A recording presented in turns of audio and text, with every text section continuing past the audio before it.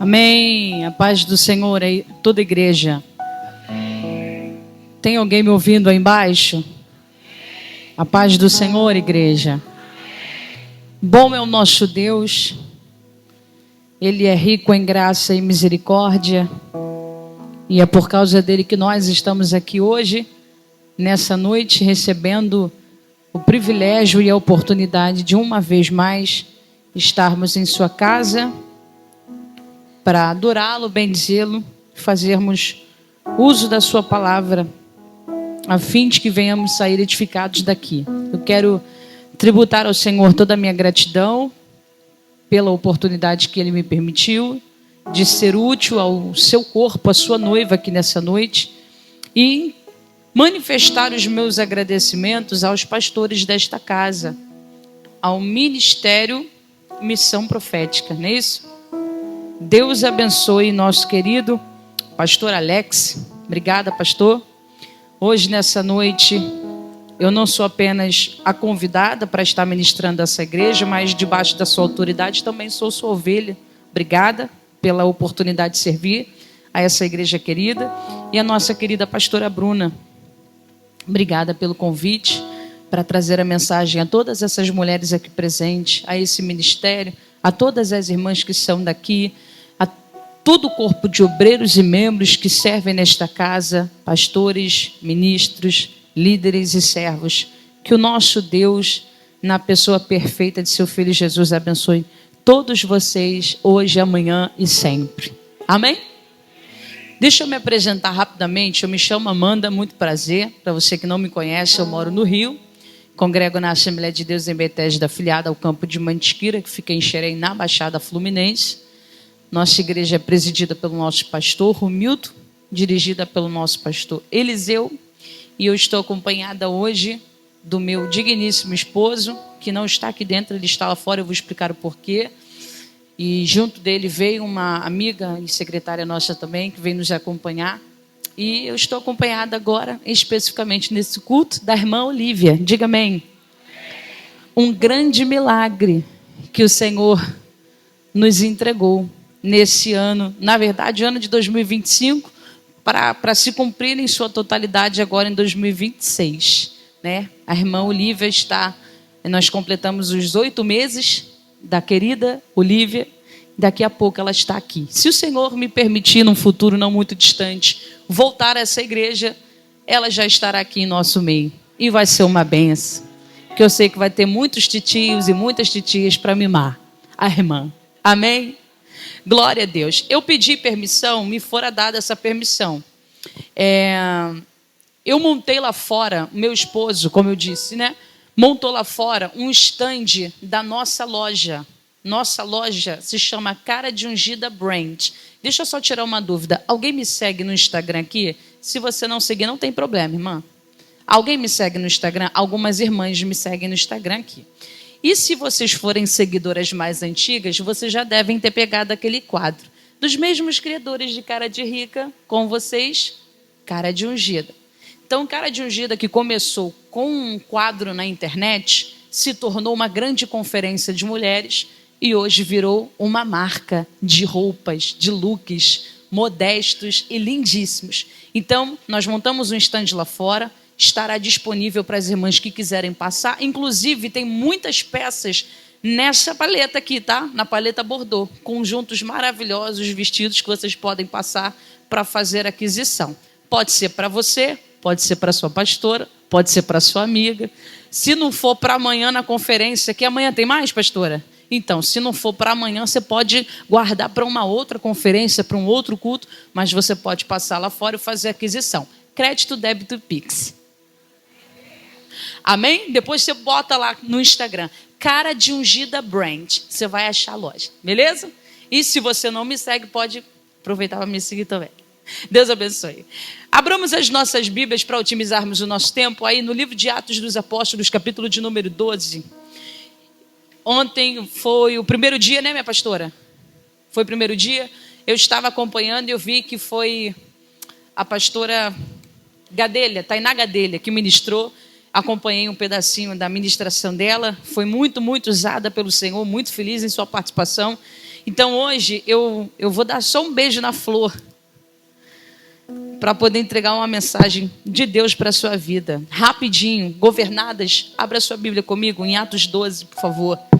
Quem achou, diga aleluia. Quem não achou, pega a carona com o vizinho. Se projetaram no telão, acompanha a leitura no telão. Se você abriu sua Bíblia, mantenha ela aberta, por favor, tá bom? Atos capítulo 12, versículo de número 1. Está escrito assim, 12, 1.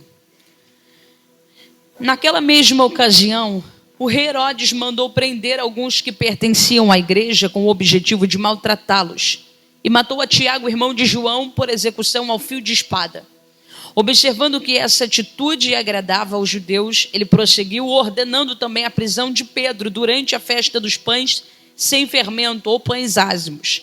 Tendo-o prendido, mandou que fosse jogado no cárcere e determinou que fosse vigiado por 4 escoltas com 4 soldados cada uma. Herodes tinha a intenção de apresentá-lo em julgamento público logo após a festa da Páscoa. Assim, ele estava detido na prisão, mas a igreja orava fervorosamente a Deus em favor dele. Diga amém. Feche a sua Bíblia, por favor. Eu vou pedir, se não for um problema, a ajuda do meu amigo tecladista para diminuir só mais um pouquinho de nada o som. Se puder, o volume. Obrigado. Glória a Deus. Glória a Deus. Todo mundo me ouve? Ainda consegue ouvir o fundo? Amém? Está equilibrado, né? Bom, ótimo. Queridos, o livro de Atos dos Apóstolos, ele é, na minha perspectiva, se você for um bom amante das Sagradas Escrituras, provavelmente concordará comigo, um dos maiores, um dos livros mais extraordinários do Novo Testamento. E por quê? Porque ele constrói para nós uma ponte entre os registros da vida de Jesus e a vida dos seus apóstolos. E ele ilustra como o Senhor continuou a guiar a igreja sob a influência do Espírito Santo, que não só foi lá atrás, mas que continua sendo até hoje e permanecerá até Jesus buscar a sua igreja, o responsável de transmitir as verdades das Escrituras, a fim de que por meio delas haja um crescimento orgânico no corpo do Senhor, isto é, nós quanto igreja. E a mente brilhante por trás deste escrito foi a de Lucas. Lucas, que foi um grande escritor, também foi amigo de viagem missionária do apóstolo Paulo. Endereçou esta carta a Teófilo como uma segunda parte do seu tratado, porque a primeira leva o seu nome.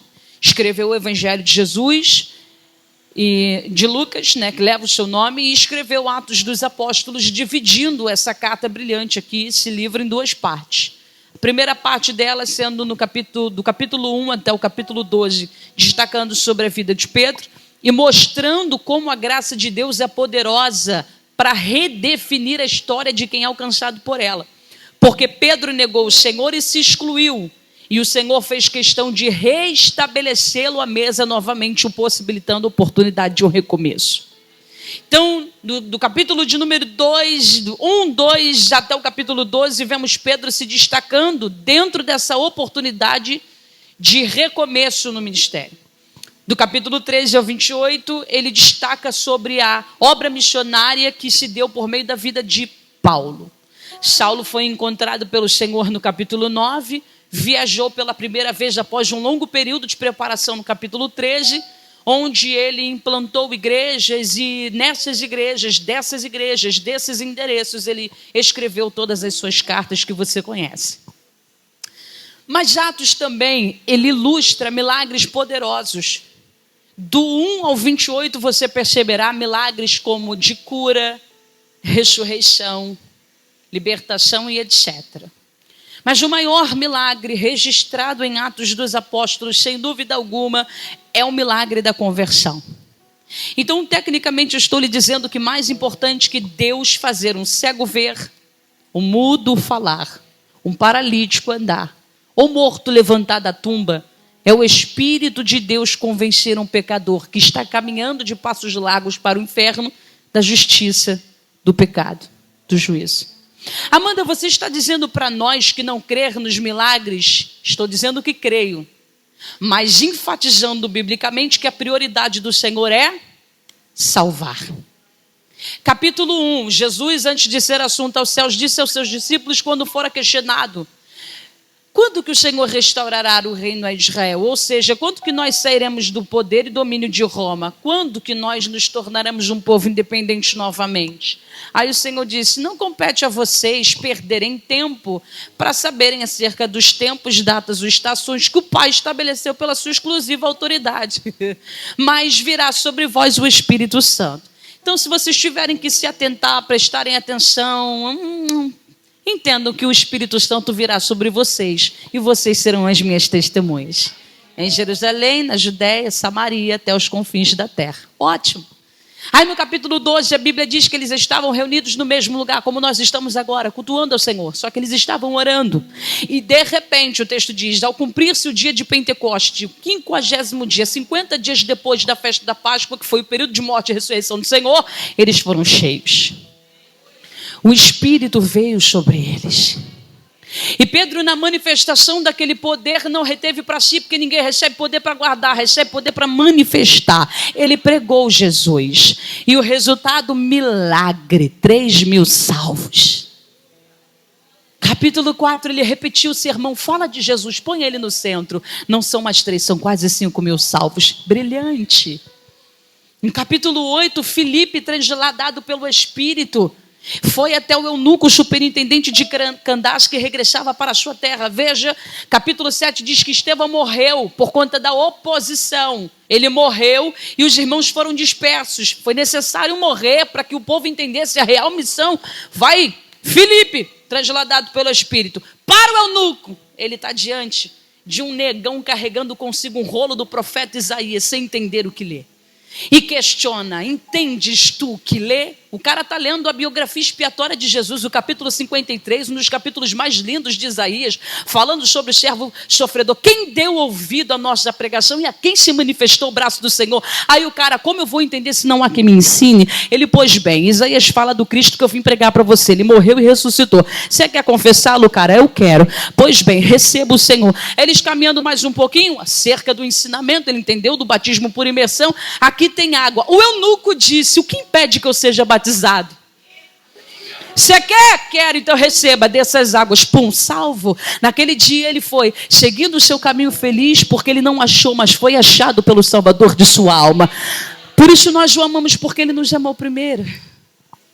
Capítulo 9, Saulo foi convencido pelo Senhor no caminho de Damasco.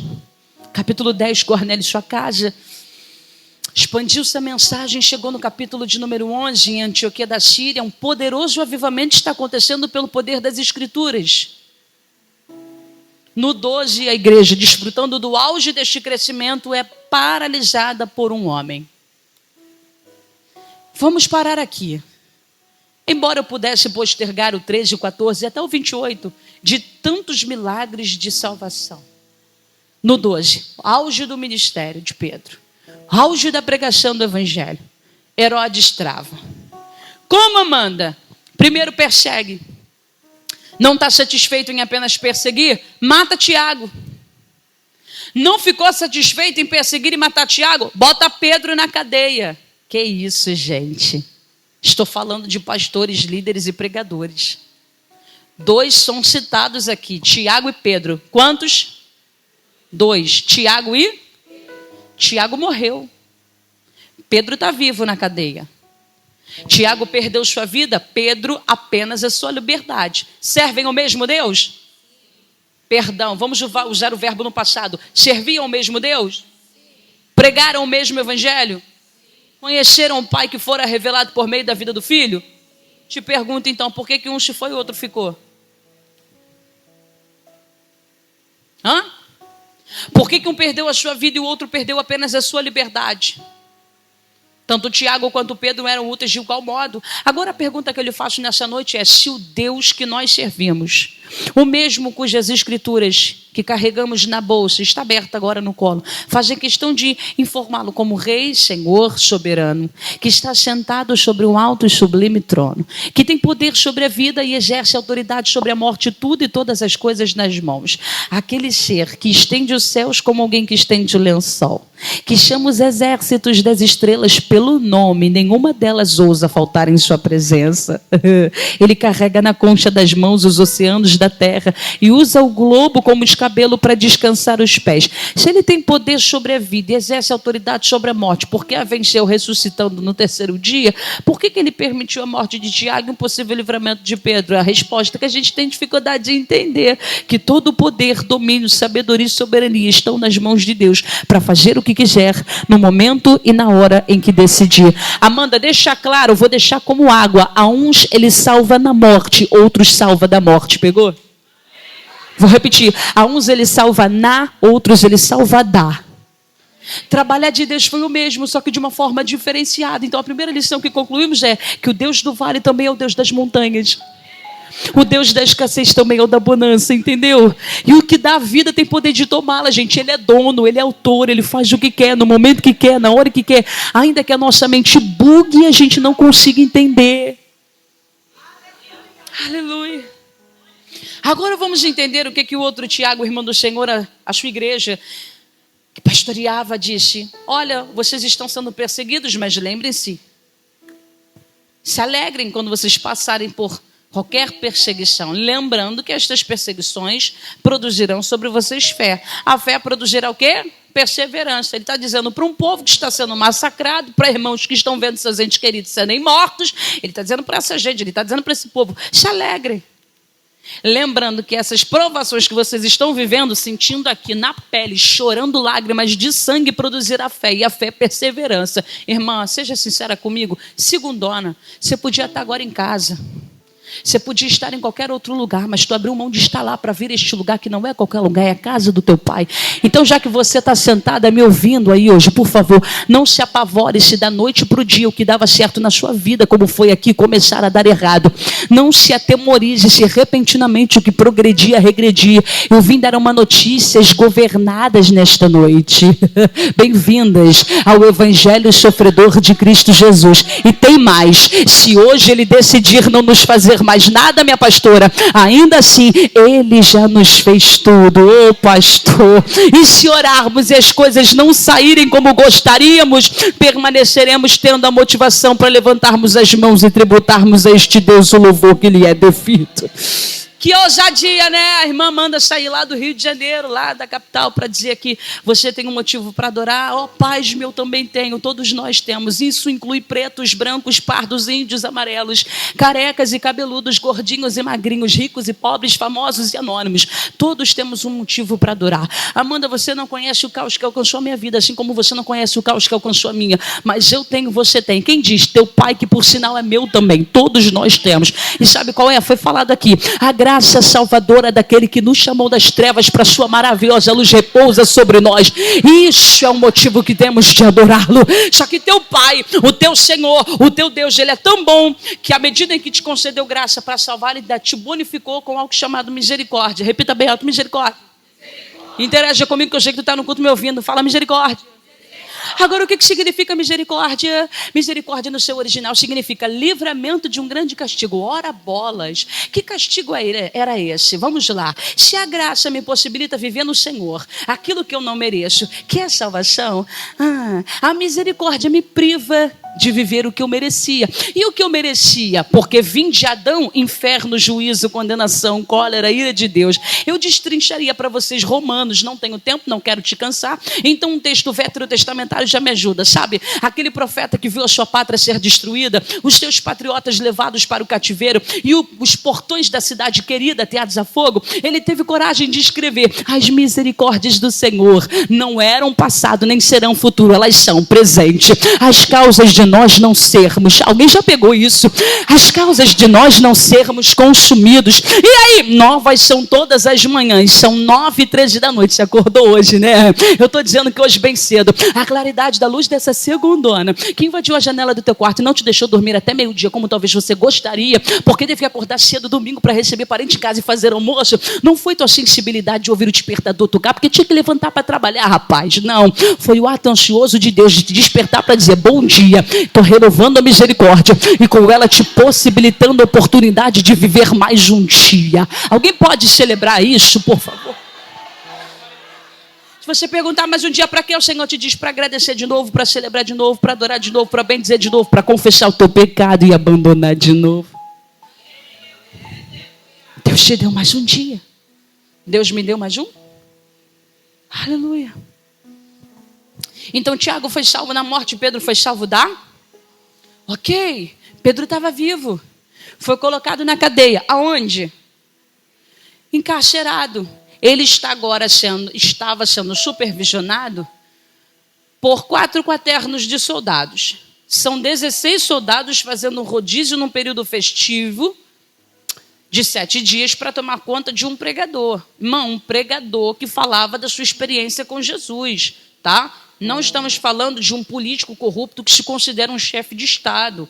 Não estamos falando de um pedófilo, um traficante de drogas, um serial killer e etc.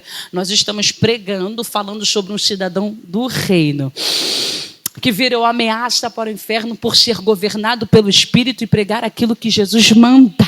É isso. Era desse cara que Herodes tinha medo. Era desse cara que Herodes tinha pavor e desespero. Eu não sei se você consegue visualizar na cena comigo, alguém batendo na porta e perguntando lá no palácio: tu conhece o macho que prendeu?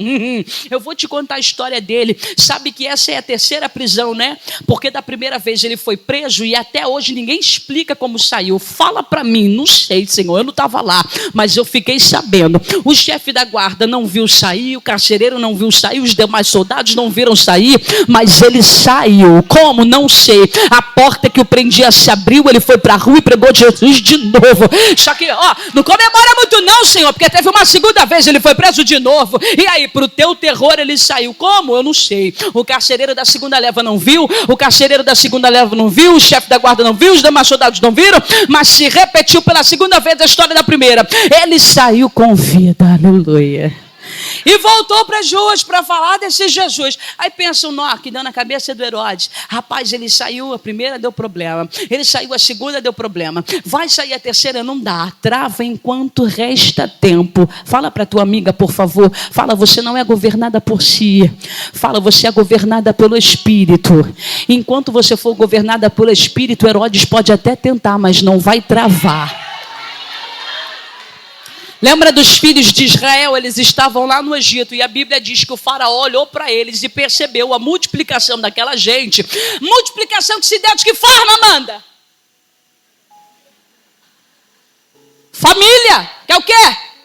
Maridos conhecendo suas esposas e nascendo filhos e filhos e filhos. Aí o faraó: esse povo está crescendo muito. Vamos dobrar a carga de serviço, porque o trabalho escravo vai cansar os maridos, não vão conhecer suas esposas, não lhes nascerão filhos, vão perder.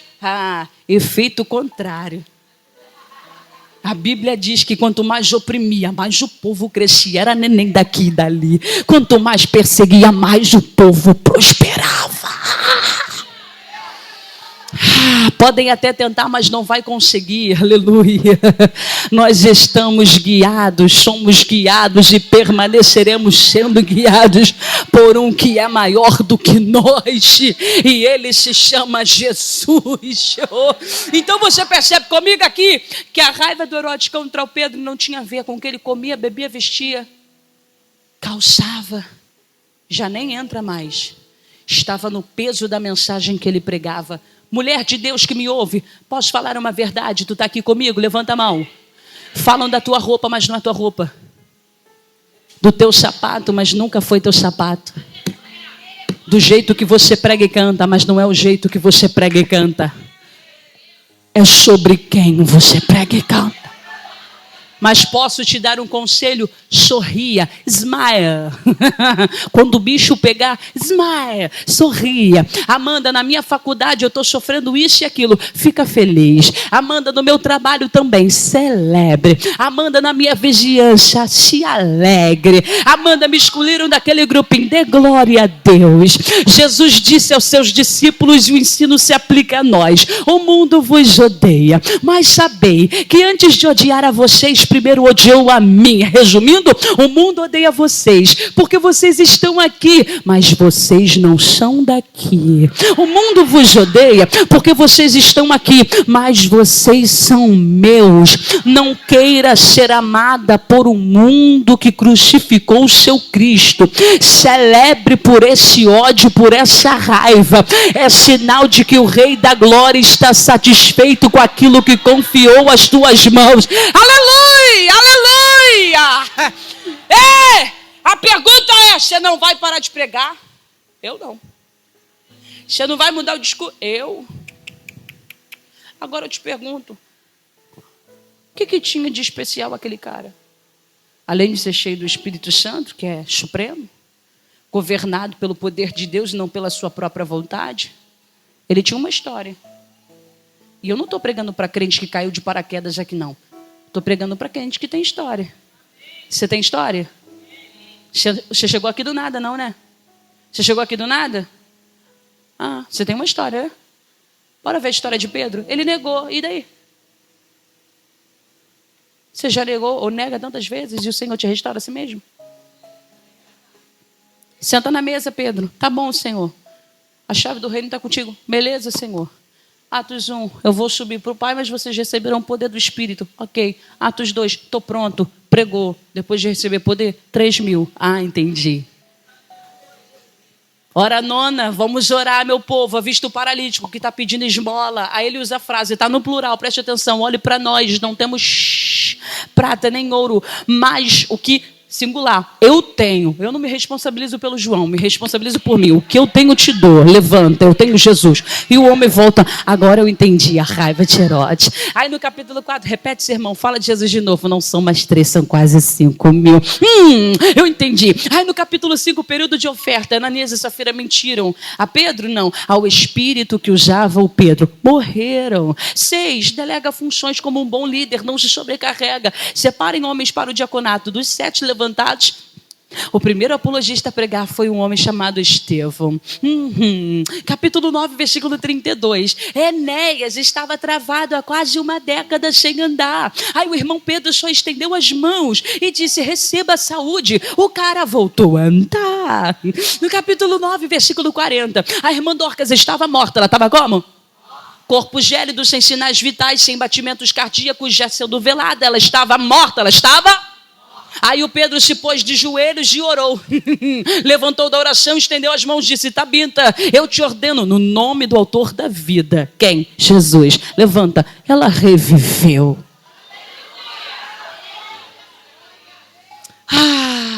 Capítulo de número 10, ele pregou para Cornélio e toda a sua casa. No capítulo 11, a mensagem que começou no 2 expandiu-se em Antioquia. Aí no capítulo 3, Herodes trava enquanto dá. Irmão, você não vai parar, porque você não está sendo guiada por si, pela sua vontade ou pela força do teu braço. Você vai prosseguir porque você está sendo governada por uma força maior que você. É a força e a ação do Espírito Santo de Deus que te guia. Aleluia. Você tem uma história. Você não caiu aqui de paraquedas. Caiu?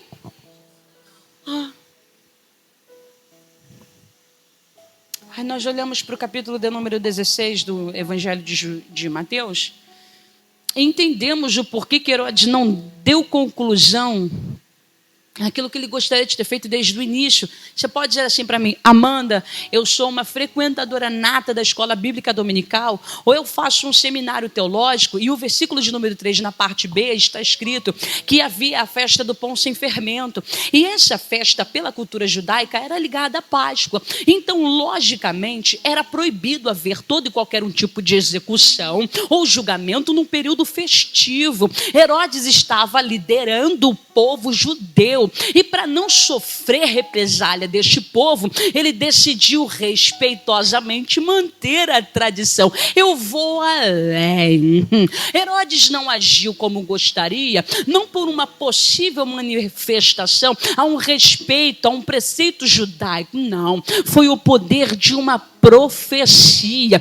Por que o diabo não sucumbiu à igreja? Por que o sistema não paralisou o corpo? Porque tem um cabeça, e esse cabeça está vivo. Ele organiza, ordena e governa. Ele se chama Jesus. Agora vamos lá. Mateus 16, colégio apostólico. Todos estão reunidos. A pergunta feita pelo Cristo foi esta: o que dizem os homens sobre o Filho do Homem? O que andam falando sobre mim, acerca de mim? Quem sopra essa gente? Resumindo, copia e cola. Reproduzam o que vocês ouviram, já que estão andando por aí. Ouvidos atentos, palavras também. Senhor, alguns dizem que é João Batista que ressuscitou dos mortos. Outros dizem que tu és Elias, o profeta. Outros afirmam ser Jeremias. São alguns dos demais profetas. Aí ele mantém a pergunta, só muda a ordem. E vós?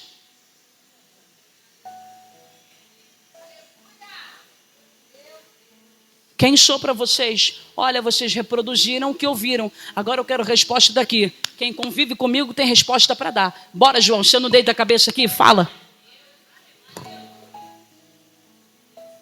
Natanael, eu vi você debaixo da figueira. Você tem bagagem? Pode falar, anda comigo. Shhh. Simão Zelote. Tiago Maior. Menor. Judas Iscariote. Levi, André. Sabe, na escola, quando a gente pede para dar uma resposta para que não haja alvoroço, manter na ordem do local, ó, a mãozinha se levantando. Olhares atônitos, porque ele é considerado como oscilante e vacilante. Como disse MacArthur, ele fala enquanto o cérebro está em ponto morto. Quem é? Simão Pedro, o cara cuja personalidade é idêntica à minha e à sua todas as vezes que lemos as Escrituras. Num dia ele ama, no outro odeia. Num dia está fervoroso, no outro está cético. Num dia está abraçando, no outro quer arrancar a cabeça e a orelha. Ele mesmo. Aí pensa nos olhares, o que esse cara vai falar? Vai falar a coisa errada na hora errada? De repente, shh, fala, Simão, tu não és João Batista, Elias, Jeremias, nem nenhum desses profetas. Fala quem sou então, em alto e bom som. Tu és o Cristo, o Filho do Deus vivo. Bem-aventurado és tu, Simão, porque não foi tua carne nem teu sangue quem tu revelara, foi o meu Espírito, o Espírito do meu Pai. E te digo que tu és Pedro. Olha que lindo. Tu és Pedro, e sobre esta pedra, Pedro, Petros, fragmentos de um rochedo, pedra, Petra, grande rochedo. Tu és Pedro, mas sobre a pedra reedificarei a minha é muito simples. Enquanto eu for a base que sustentará tudo, as portas do inferno não prevalecerão contra a igreja. Se a igreja, a palavra está sobre você. Você é igreja, a palavra está sobre você. Por isso entrou crise, saiu crise, você não desistiu. Entre trancos e barrancos, veio chorando, capengando, lesionada, machucada, mas continuou. Entrou governo, saiu governo, entrou desgoverno, depois sai também. Vai entrar problema, vai sair problema, você vai permanecer. Não pela tua boa capacidade de se reinventar após uma crise, mas por causa de alguém. Esse alguém se chama Jesus. Herodes vai até onde Deus permite que ele vá. Ele não passa. E nessa noite tem um cerco de Deus. Traça um limite. Até aqui você veio. Daqui você não passa. Ok. Segunda, terça, quarta, quinta, sexta, sábado, domingo. Os irmãos foram orar. Fazer o quê? Fofocar? Falar mal de pastor? Criticar a mensagem dos outros? Foram orar. Sabe por que você e eu perdemos? Porque não gostamos de orar. Porque não oramos. Não foi só orar, não, irmã. Eles foram subir o nível. Sabe por que Deus permitiu o que permitiu? Porque Ele sabe que você pode mais do que isso aí. Não fiz para te matar, não. Permiti para extrair o melhor, porque eu sei que você aguenta. Como que eu posso provar? Aquele famoso ditado: a gente mata o bicho e mostra a madeira, assim. Atos 2, está escrito que eles foram fazer o quê? Eles estavam como? Orando. E foram cheios do Espírito. Atos 3, eles estavam subindo o templo a hora nona. Para quê? No capítulo de número 4, verso de número 31, está escrito que eles oraram, pastora Bruna, para agradecer. Mas eu nunca vi uma oração de gratidão ser tão forte a ponto do prédio estremecer de poder. Foram orar para agradecer pela libertação do pastor Pedro. O anjo tirou ele da cadeia. Oh, glória! Poder, toma daqui, dali, de cá. E o prédio tremeu. No capítulo de número 6, nós não podemos abandonar o ministério da palavra, nem da oração. Separem os homens, ok? Fiquem no posto de vocês. No capítulo de número 7, Estevão estava morrendo, sendo apedrejado, mas orando pelos seus opositores. 9h40, Pedro orou para levantar a irmã Tabita. 10 em jejum e oração, quando recebeu a revelação dos répteis no véu, apontando para os gentios. Mas no 12:5, o pastor está preso, cara. A gente não tem dinheiro para pagar fiança e a condição para ele sair lá é negar Jesus. E me desculpa, depois de Pentecostes, ele não estará disposto a fazer isso de novo. E o que você sugere? Vamos orar. Só orar? Não, porque a prática da oração a gente já tem. Bora subir o nível. A gente pode mais que isso. Como que você prova? Lucas diz assim: enquanto Pedro estava preso, os irmãos oravam incessantemente. Uma palavra muda todo o sentido da frase. Atos 2 oraram, Atos 3 oraram, Atos 4 oraram, Atos 6 oraram, Atos 7 oraram, Atos 9 oraram, Atos 10 oraram, Atos 12 oraram Você não vai ver isso no capítulo 13, no 14, no 15, no 16, no 17, no 18, no 28. Só que no 12:5, o pastor estava preso e os irmãos oraram incessantemente. Incessante. Eu sou curiosa, eu fui logo para Aurélio. O que quer dizer Aurélio? Aí o Aurélio, assíduo, frequente, permanente, fervoroso, contínuo, ininterrupto, abre aspas, aquele que não pode, não deve ser interrompido sob quaisquer circunstâncias. Fecha aspas, incansável. O problema não foi forte o suficiente para desestabilizar a igreja, mas ela inteligentemente usou o problema como combustível para subir o nível e continuar orando. Deus está te chamando para o negócio. Se tu duvidar, eu direi para você que a distância do teu problema para a solução é a mesma do teu joelho para o chão. Não se assuste, porque Deus, na sabedoria terrível que tem, às vezes Ele é capaz não só de permitir, como de levar um Pedro à prisão, só para mover uma igreja. Ai, não brinca com Ele, irmã, não brinca. Porque se for necessário ele levar o Pedro à prisão para te mover, ele vai fazer isso. Mas te ver parado, ele não vai continuar. Aí eles foram orar: liberta o Pedro, liberta o Pedro, liberta o Pedro, liberta o Pedro. No último dia, nos 45 do segundo tempo, mediante o posicionamento da igreja, Deus enviou o anjo.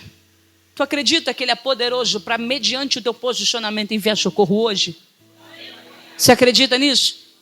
Então olha para tua amiga cheirosa que está de bordô aí e diga para ela: se posicione. Fala: não é mais tempo de brincar. Fala: é tempo de se posicionar. É tempo de se levantar. Chega, irmã, chega. Chega, chega, chega de postergar, chega de brincar, chega, chega, chega. É tempo de se posicionar. E se você decidir se posicionar hoje, Deus enviará o socorro. Você aprendeu isso na escola, lei de Newton. Toda ação tem uma reação.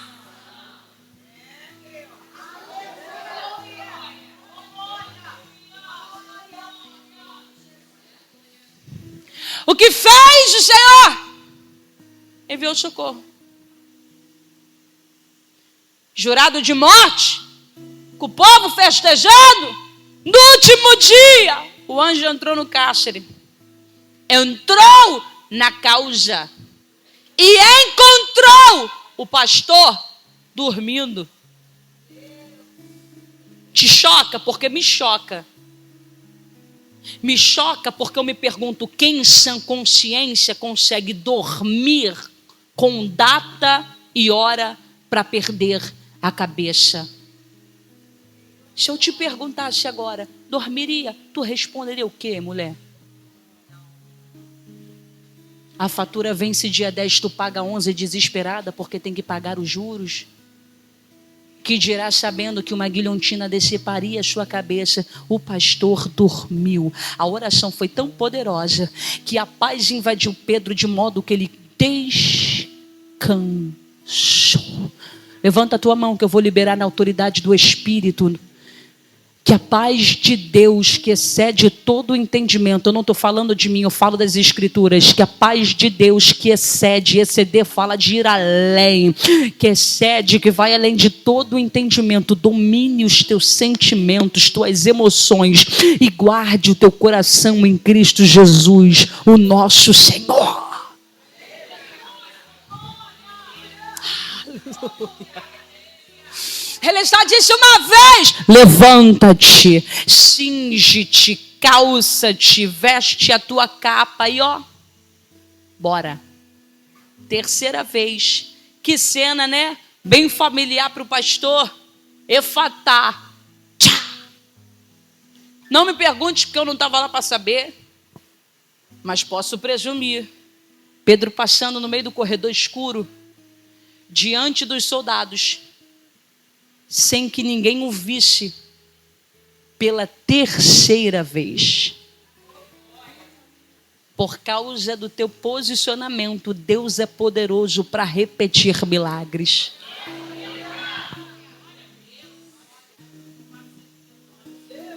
Mas escute, quando ele decidir fazer, não duvide. Quando ele decidir entrar, não questione. Quando ele decidir operar, não se desespere. Eu só lhe digo uma coisa: se bater na porta, abra. Porque ele bateu.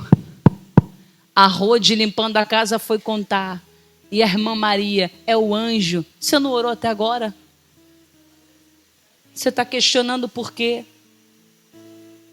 Ó, Rode, eu só vim dizer, irmã Maria, que a resposta das orações que vocês fizeram até agora já chegou. É só abrir a porta e deixar entrar. Se posicione. Ore mais. Busque mais.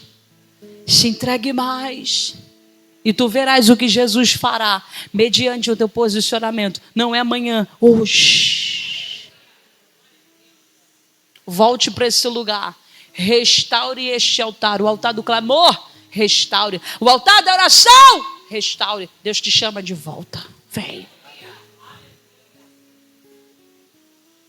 Quando Elias, diante dos profetas de Baal, viu aquele estardalhaço que eles fizeram, a primeira coisa que ele decidiu fazer antes de clamar ao Senhor foi organizar o ambiente. Ele limpou e consertou o altar.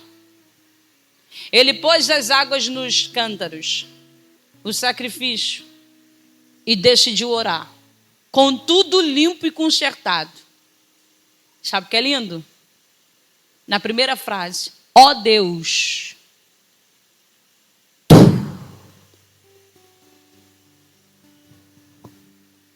cara nem terminou de orar e Deus já consumiu o sacrifício. Deus é poderoso. Para no bendito Deus, ele express. O telefone tocar, a campainha tocar e o toque na porta bater. Não era isso que você pediu? Receba. É só se posicionar. Amanda, eu não gosto de orar. Cria o hábito. Nem todo hábito a gente desenvolve gostando. Mas a prática conduz a Pronto. Você começa num dia, por necessidade, no outro. Depois você cria prazer. É igual banho de água fria para a saúde. Toma na segunda, tu tá com raiva na terça de ter que tomar de novo. Toma na quarta e na quinta você já, tô gostando, tô me sentindo melhor. Na sexta, no sábado, ai que delícia, não consigo mais tomar banho de água quente. Ai, eu não consigo ser assim. Até no calor, um banhozinho de água quente, só Jesus. Mas você está entendendo o que eu quero dizer? É hábito. Falar com Deus é um hábito. Cria esse hábito de falar com Deus. Comece pela necessidade. Você vai ver que na caminhada da necessidade você vai desenvolver o prazer. Hoje eu faço porque eu preciso. Amanhã faço hoje porque eu quero. Se levanta do teu lugar aí agora, irmã. Quem entendeu essa palavra, diga amém.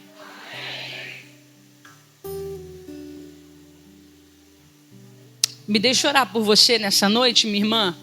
Eu posso? Quero orar para que o Espírito de Deus traga um renovo sobre a tua vida. Eu quero orar para que os teus joelhos que estavam enfraquecidos, que se batiam um no outro, sejam fortalecidos nesta noite. E que você volte para aquele lugar, o lugar que você nunca deveria ter saído. É no teu closet? Volta para lá. É no terraço da tua casa? Volta. É no cantinho da sua cama? Volta para lá. Amanda, tá difícil, mas não é impossível. Espírito de Deus, eu oro nessa noite. Na autoridade do nome de Jesus. Para que o Senhor invada essa mente e esse coração agora. Faça arder essa chama, chama dessa palavra. As Escrituras dizem que a palavra que é lançada da tua boca, Senhor, não volta para ti vazia. E nós acreditamos piamente nisto. Eu entrego a vida desta mulher, eu entrego a vida desta menina, eu entrego a vida desta serva. Para que nesta noite, mediante a oração que está sendo feita, tu possas entrar com providência, trazendo força, renovo, poder, unção. Eu oro para que as cadeias que a aprisionavam até aqui sejam dissipadas e que o nome de Jesus seja glorificado por meio daquilo que tu fará, mediante o posicionamento desta mulher hoje na tua presença. Eu a abençoo em o nome do Pai, em o nome do Filho e do Santo Espírito de Deus. Se você tomou posse dessa palavra, recebeu, aplauda o Senhor bem forte nessa.